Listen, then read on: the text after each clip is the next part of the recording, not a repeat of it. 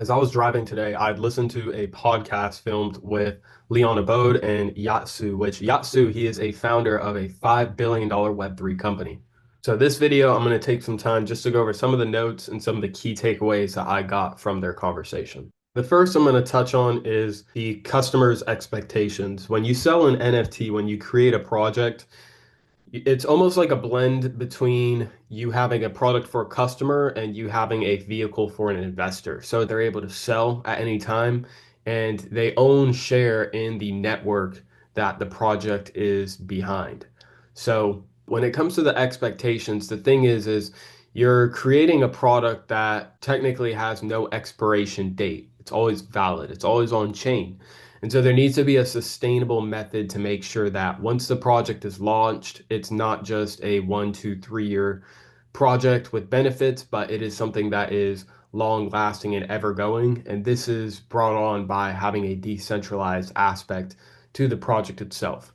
So the way for founders, the way for creators to do this is by taking the capital from the initial launch and deploying that capital into methods that can generate more cash flow.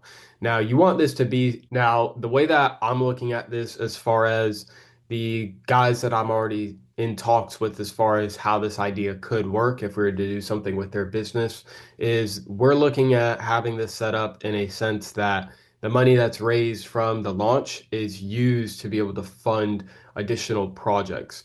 Now, the cool thing is when it comes to construction, if you have, $100,000, you can leverage that $100,000 for a loan for up to $1 million.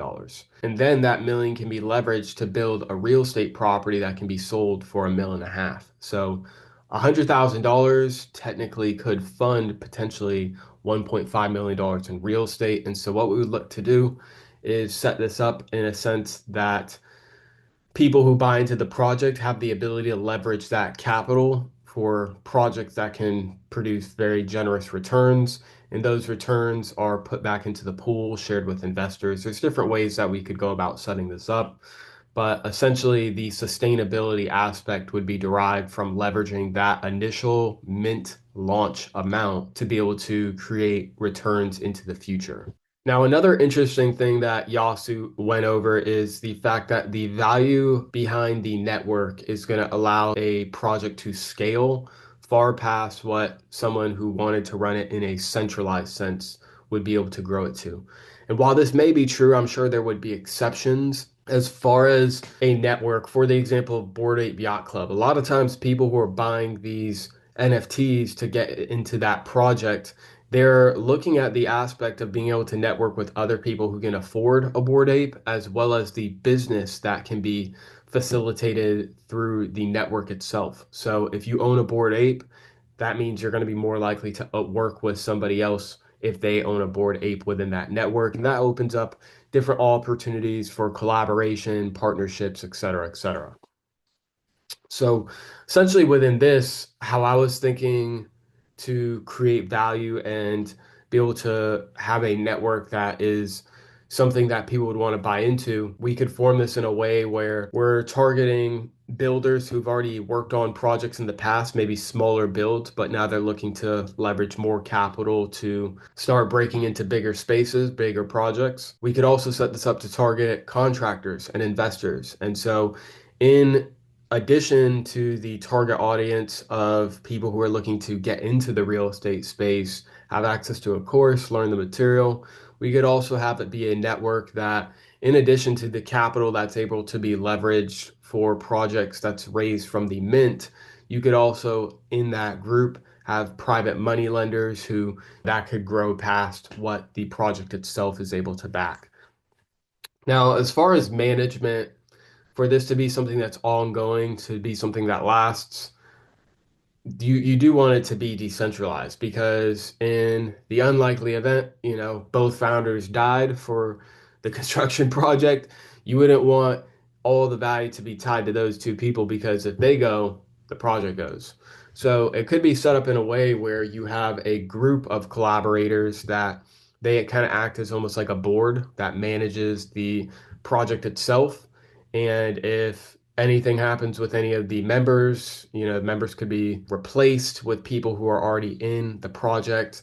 and they are just voted up to be a part of that board. So there's different ways to go about doing this, but again, going off of Yatsu's point of the network and the value that's derived from joining a project, we do want to definitely incorporate a strong base of clients. I don't know if it'd be clients, customers, investors. It's kind of like a blend of the three. But essentially, the people in the project, you would want to target people who have a similar background and can contribute value on their own part to the project. Now, I had one of the construction guys ask me, we talked about this in another video, the difference between a traditional offer and a Web3 offer. And I hadn't really thought of it, so I didn't know how to answer right then. But I was thinking of it as I was listening to Yatsu talk about these things.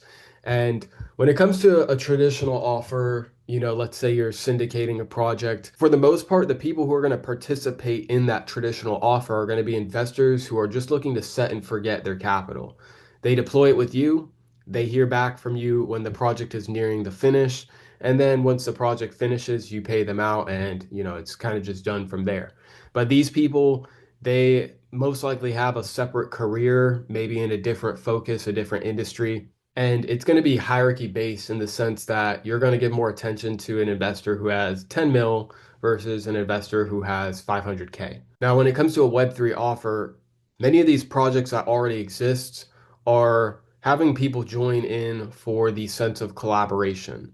Now, that word is described as community by many of these people, but realistically, projects that have value, projects that will be long lasting, are projects that are going to allow people within that network to work together to be able to make some money.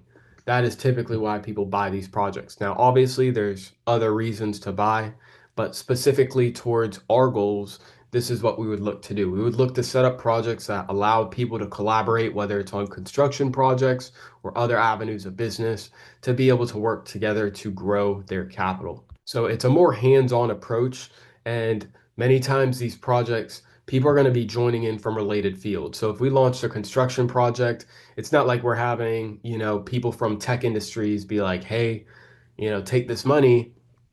Typically, we would be targeting people who are experts in the construction space, the real estate space, or just people who are wanting to get into that space in general. And like I said, it's going to be a more active type of role as far as the people who interact with the project, but it's going to be circle based in the sense that it's going to depend project to project because you could set it up where the more NFTs you hold, the more say you get as far as, privileges for lending and different other benefits that could be offered.